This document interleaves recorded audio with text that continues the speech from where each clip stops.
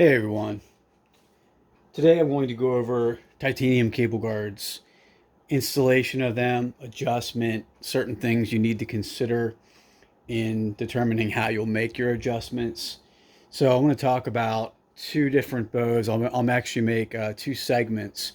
This first segment is going to be on a Ridge 34 bow. It's my wife's new Ridge 34. It won't apply just to Ridge 34s, but there are certain things that are specific to this model that I will point out. In the background there is my Summit 6, and I'll be doing a video on that next. Some of the same things will apply, of course, but there are certain key features related to how the Summit 6 is set up versus how the Ridge 34 would be, or any bow that has the typical 3/8 inch diameter rod that slides out and then is attached via set screws. The 2020 Summit 6 has a different type of system. All right, so let's start with the first thing that you would do. If you get a tapped out bow from us, then that's included with tap cable guard, tap string stop standard. Those are installed.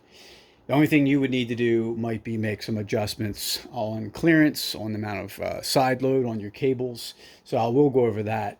But this is assuming that you're buying the cable guard from us to install on a bow that does not or has not previously had a tap system on it. As you can see, the stock cable guard bar is already gone, but I'll talk about getting that out of there. So what you're going to be doing on the Athens bow is you have two set screws you're going to loosen. On other bows, you may have one. In many cases, they do have two. Some will have one larger screw. Regardless of how many screws are there or what size they are, they need to be loosened so that you can remove that stock rod. Now, FYI, if you're ordering for a bow, we do ask that you determine how far into the riser that rod runs. So you may already have that out. You may have already pulled it, or maybe you just basically took a measurement to the back of that screw to the edge of here and then used that to determine what size to order. That's okay as well. On our order page, you are asked to measure that distance and then also measure from the edge of the riser, which would be right here, to where your cables cross. You could go down a little bit if you wanted. As you can see, the cables cross right here. So you could measure that span right there. That's the other measurement that you're asked to provide when you order. So you're going to want to remove that. Now, there are times where these stock cable guard rods are difficult to remove, no doubt about it. They can get bonded in, kind of seized up in a way. Aluminum can be tough. There could be slight variances in the outer diameter due to machining variance, even a thousandth of an inch difference in outer diameter, plus maybe a thousandth difference on the inside diameter. That could result in a tighter fit and make it more difficult. Obviously, too, when powder coat gets inside of there, that makes for a tighter fit as well. Some cases, to get the stock rod out, you will have to bite down on it with a pair of heavy duty pliers. You may have to grab onto it with vice grips. That will damage the stock rod. If you ever need another, for some reason, we can come up with a stock aluminum rod. They're all around. We have plenty. We have scads.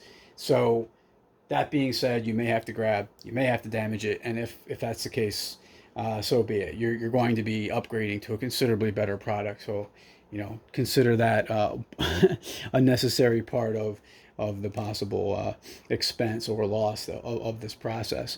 So what we're going to do here now is look at the next step that you would encounter. So you have your cable guard rod out, the stock version.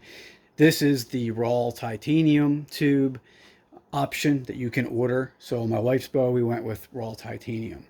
You can get this in a carbon fiber rod as well. It can be solid carbon fiber. So first thing you want to do, and you want to make sure this is done right, is press it all the way to the back. Make sure it hits that back portion of the riser all the way in. Now in this case, see how one end is black and one end is not. This is an epoxy putty. We color these ends black. We want the black ends to be the ones that are exposed to the shooter. So I actually need to put this on the back side, and this other end into the riser. All right, so what I do here then is, of course, you're just tightening down. Don't be afraid to apply a fair amount of torque to these. Now, you don't want to strip your screw heads out. You You want to make sure you have a clean wrench that fits nice and tight enough. It doesn't have to be perfect, but it has to be tight enough so you don't strip your heads. You could add retaining compound or a Loctite type material, so that would be like a thread locker material to those screws if you would like. I never really have any problems with them coming loose. In some cases I have used it just for extra assurance, but it is not really considered necessary to use. All right, so your rod is in place. That's tight. Next step would be to take your bar like this. Now this is the tube that, again, in this case, it's all titanium. You can get this in a powder coated titanium version. This is always going to be titanium. This is always going to be this size. This is a standard size piece. Take this and attach it, but just loosely to here. So you're going to have this is a pretty tight fit on this one.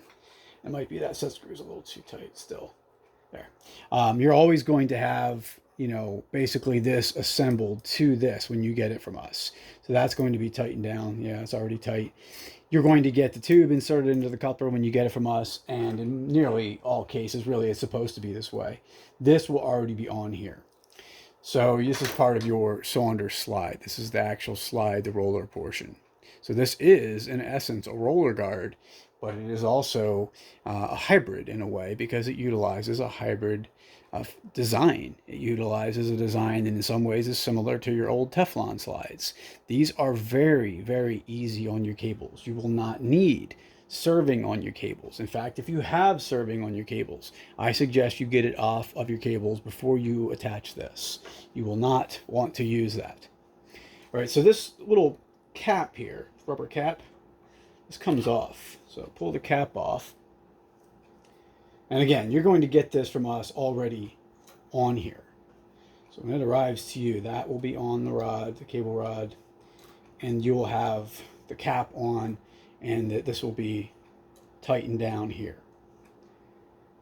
Now, I like to leave it loose at this point because you're going to be pressing the cables over to meet up with this and have this, which has a little bit of wax on it, you can see. This is going to press into the slide, and that's going to clip in place, and that will hold your cables in alignment. You'll note too, of course, that there are two different depths of channels there. Make sure that the further protruding set of cables goes into that deeper groove. One of the reasons for allowing this to be loose, it to be loose on this rod here, is because it makes it much easier to snap this into place if you don't already have this affixed and locked down. If that's locked down on that rod, then you have to press those cables over much further, and it can be difficult to get them to meet up where you need them to. So make sure the cables stay inside. All right, so you're right there. It literally just clips right on.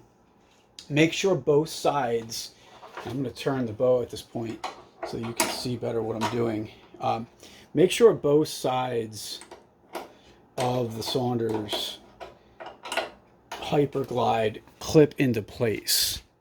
So you actually have two little snap joints here. Make sure they're pressed in, and that they're fully clipped in. You hear both of those snap in place. If for some reason one wasn't in, then it could pop off with use.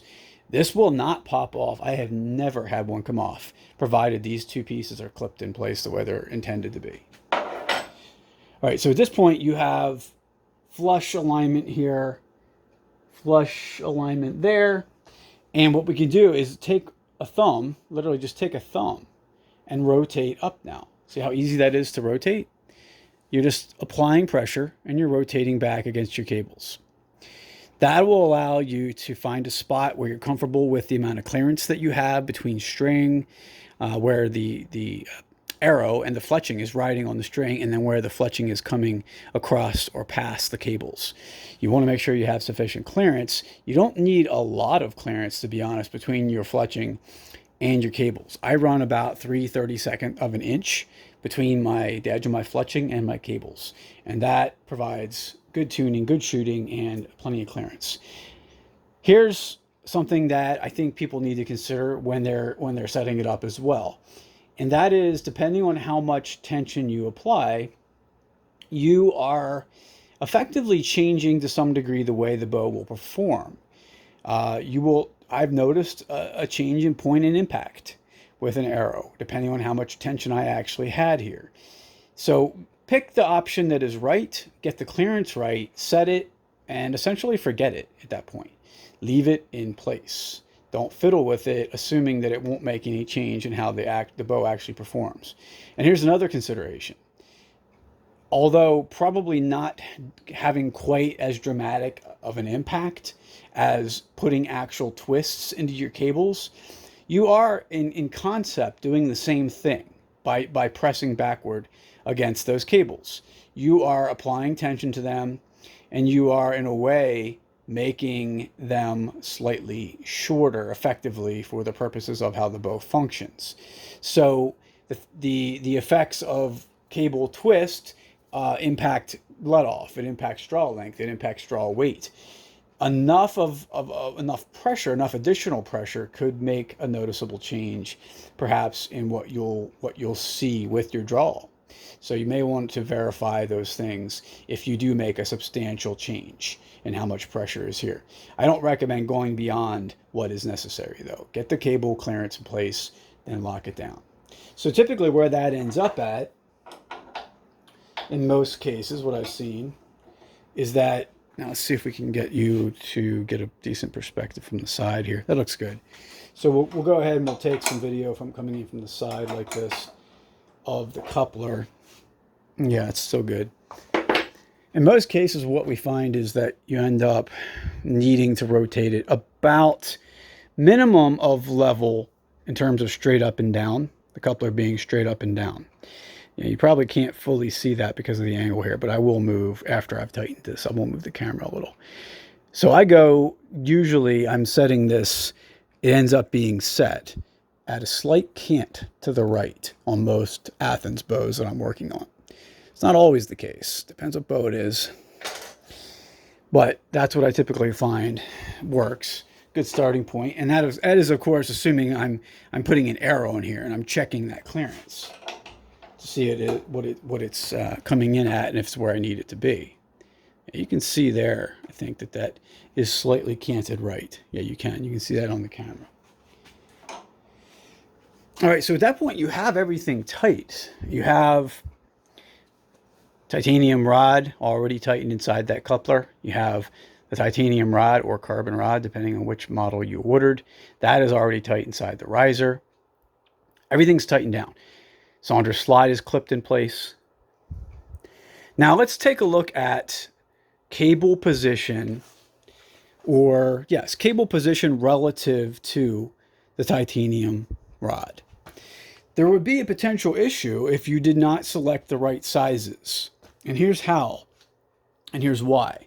Let me tilt the camera back too so that you can see the limbs, because we are going to be discussing the limbs here and how they relate to this. For a Ridge 34, for an Ascent, really probably even for a Ridge 32 to some degree, not as much though, you're going to want to shoot for having the cable slide be at rest when it's at the middle of this rod. The reason for that is that provides sufficient amount of space for this to ride back during your draw cycle. The reason I point out the limbs is that limbs that have curvature, which do not come to parallel configuration. The Summit 6 in the background here, you can see that has parallel limbs. When at full draw, we're talking past parallel. Why that's relevant is limbs that do not have that parallel configuration are being pulled down naturally when you draw. But the way that they're being pulled down and back to some degree causes greater movement of this slide backwards than you'll have on a parallel limb bow.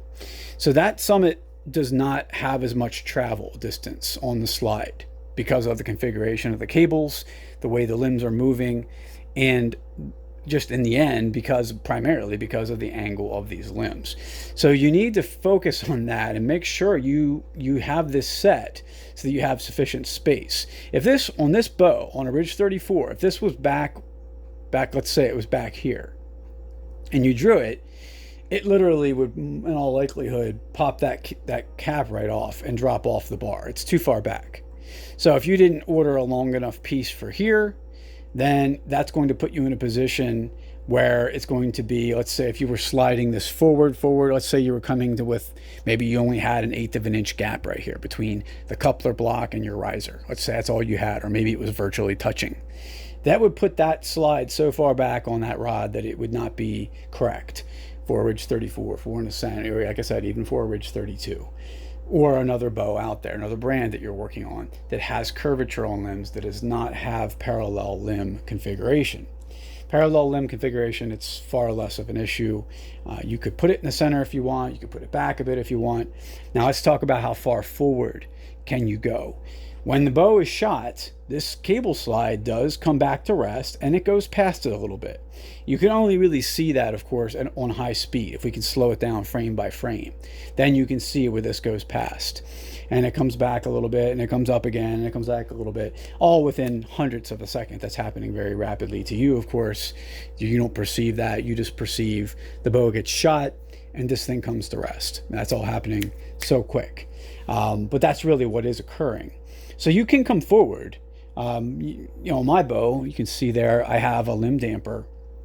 It's not, well, it's a limb saver cable damper. And this, if it were to go too far forward, which I don't think it even does, but if it were to go far enough forward, it would run into the damper, which is fine. That's not going to cause a lot of noise, or that's going to absorb that energy. So that is the only concern on this direction, that you would not want to orient it so it's so close to this coupler that it might actually ram into the coupler on a shot. You would be able to tell if it did. So again, you're shooting for center configuration is the safest place really on any bow, and on the Summit 6 or even, like, you know, say a Summit 7 that have the parallel limb configurations, you would then be able to go back further and use less material. And our measurements are set to account for that. Again, distance out to the center here where you're getting your cable crossover, make sure those are accurate when you place your orders. Now we'll go and I'll set up a video next where we look at the Summit 6 specifically and talk about the differences between setting up one for these kind of bows and that bow. Thanks a lot. Check out everything we have online, titaniumarcheryproducts.com. Hey everybody, back for another video. This is a follow-up in a way to the previous video that I just recorded where I did installation of the titanium cable guard system. This will be specific information related to the Summit 6. If you have a stock 2020 Summit 6 bow from Athens, then you have a different type of cable guard system than what they used on their 2019 bows and also on all the other 2020 bows. The only 2020 bow that has this is the Summit 6. So they have a system that uses aluminum rod, of course, just like the old, but it is tapped, drilled and tapped on the end, and then has a Torx head screw, a T20, that's a T30 actually, T30 Torx head screw that goes in and then allows you to make some lateral horizontal type adjustment to your cable guard. So we had to have them, they actually offered to do this. They made an adapter piece for us to be able to add our cable guard system to this, because we do use this aluminum coupler, this 3/8 inch inner diameter hole. That's what this accommodates. So let's go from the beginning of installing this. You can buy the adapter directly from us. So if you have a stock 2020 Athens Summit 6 and you want to add a titanium cable guard system that was made for another bow, so made for maybe a 2019 Ridge 34 or 2019 Ridge 32 or something along those lines, or maybe it was made for another brand of bow entirely, you would need this adapter to be able to make that work. You also could easily enough, if you wanted to do it on your own, just kind of a DIY type situation, you could cut off your existing aluminum cable guard and then round the ends of that off and put that right in here, and that would fit. So you could do that too. But if you want to have a system that is the most, the most stock looking and the most professional looking, then you're going to want to use this adapter system we have here. So first thing we would do is we want to make sure we're putting this in the right way. Of course, we're putting the female threaded in first, and this has obviously been used. It's been bitten into by set screws a number of times in the process of making adjustments and learning how all this works. So put it in all the way, and then just start to hand thread in the Torx head screw. Yeah, we're engaged, and you can see how much play I have here at this point, right? I have a good bit of play. I'll tighten down just a little more. And because I want to be able to extend back just a little bit the amount of titanium tube that I have, I want it to sit back just a little further. I am going to allow for about that much, which is probably what, maybe an eighth, maybe even a little more.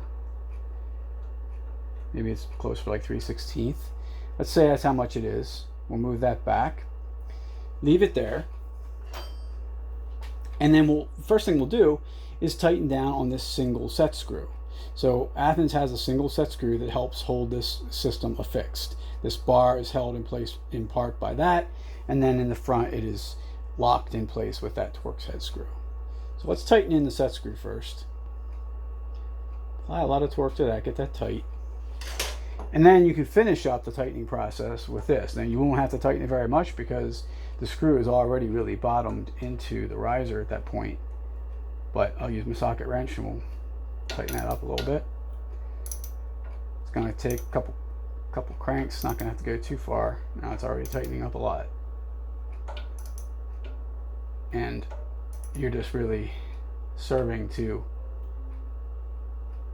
provide peace of mind for yourself at that point, because you can continue to tighten that, but it is already very, very tight in my opinion. It has no way to come loose.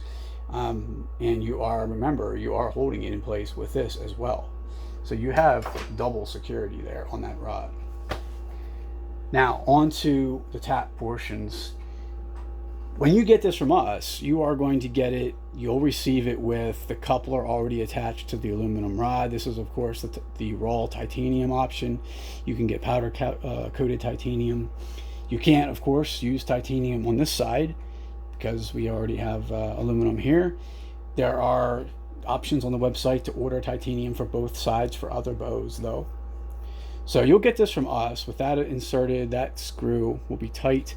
And then you'll also have the cylinder slide already over top of the tube like that, and that cap will be on. So when you get this from us, this is what you'll do next, is just put that on there loosely. And you'll want to rotate it forward a little bit because we are now going to see where we're at on alignment, and we'll also be snapping the other portion of the hyperglide. This is the cylinder's hyperglide into place. Now you can see right there is where it'll come to rest. You can see how much clearance I have or how much space I have behind. And FYI, if you didn't watch the other video, the parallel limb configuration does not require as much space behind the roller. It does not roll as far because of the configuration of the cam and the orientation of the limbs. This does not move back as much. On a bow that has more of a curvature up, you will get greater movement back, and then it is more critical to make sure that you have sufficient space here. On this bow, this is more than enough. It moves surprisingly little. You'll find if you own this bow or you own a Summit 7, you'll see that. So the next step would be to take your cables and this other portion of the cylinder's hyperglide, which clearly has been used. You can see the wax inside of there. FYI again, these are very easy on your cables. You will not need serving on your cables. These do not wear out cables quickly at all. It's a hybrid system, so it's a roller guard along with Teflon. It combines the best of both of those materials and those designs. Make sure you select the correct groove. The deepest groove is for your further protruding cable. Get those in place. And then you're going to want to just snap everything in. And the reason you have all that looseness in the setup at this point is so that you can get that to snap in place easily. You can see that wasn't entirely what I would say easy, even with it loose. Now, if this was locked down and you're having to fight cable tension to get that in place, that can be quite difficult. So I recommend you do it this way. It will save you some headaches.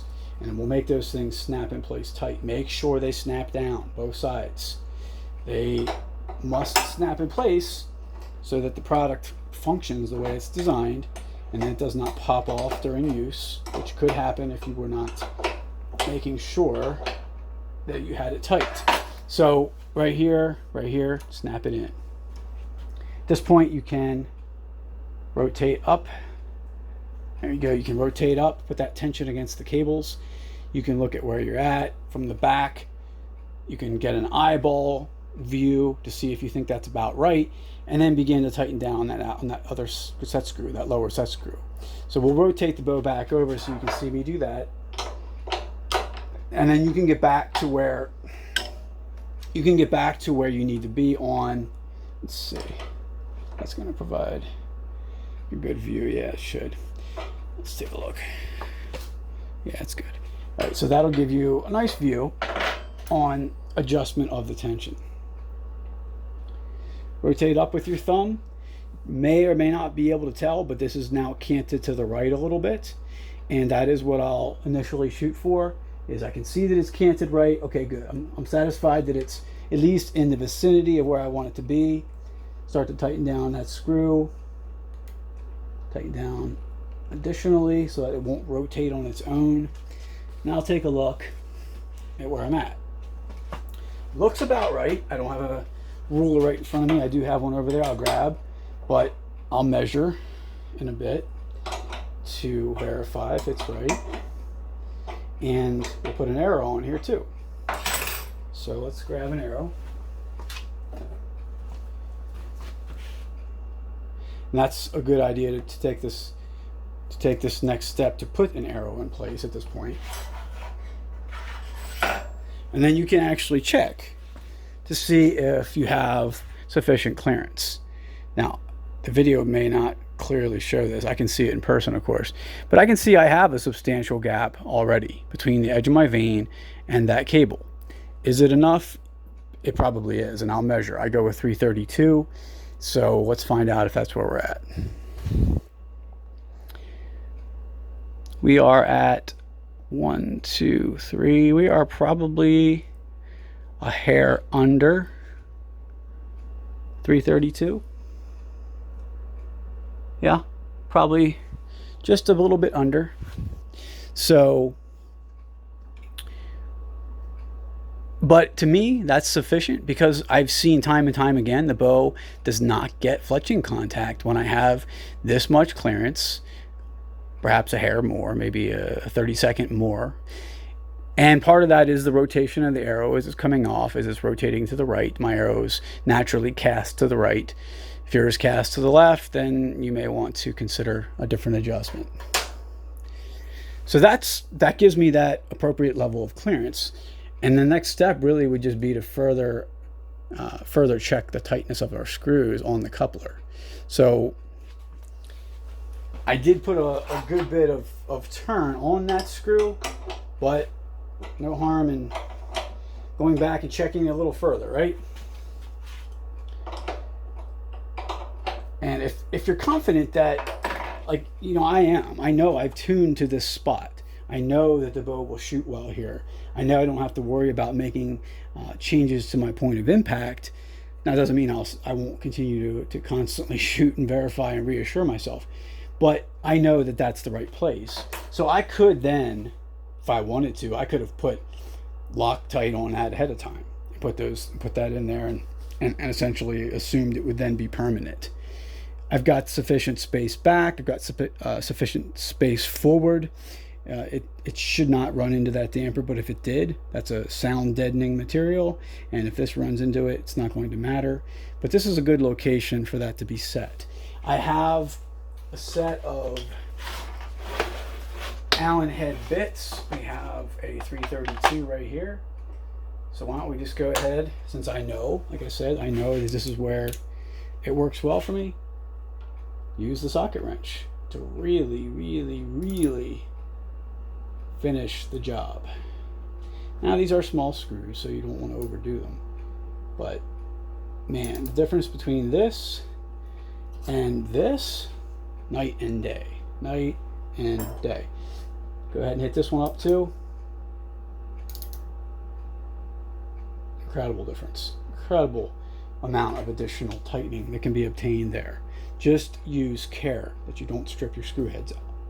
But what you can do for a long-term hold with this versus a standard, even a T head, it's not even worth comparing. All right, so that's all you need to do. At this point, you're set. You're good to shoot. You can make additional adjustments if you want, but the fletching clearance is in place. Everything is here. You get smoother travel. You get faster speed. You get a better overall draw cycle. You get additional vibration control by having more titanium in your system, your overall bow system. Win-win, really is. Great feature to add to these bows. TitaniumArcheryProducts.com.